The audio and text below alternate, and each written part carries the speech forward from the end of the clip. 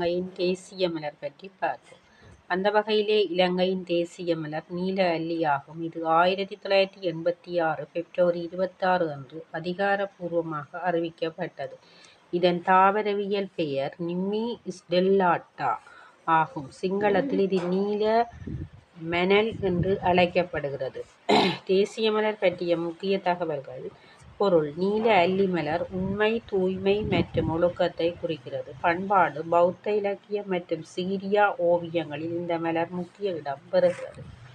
வளர்ச்சி: ஆழமற்ற நீரில் வளரும் இந்த மலர் இலங்கை முழுவதும் காணப்படுகிறது. சர்ச்சை: 2015க்கு பிறகு நீல அல்லி என்பதற்கு பதிலாக ஊதா நிற சாயல் கொண்ட அல்லி வகை அதிகாரப்பூர்வமாக பயன்படுத்தப்பட்டது. இது சில குழப்பங்களுக்கு வழிவகுத்தது.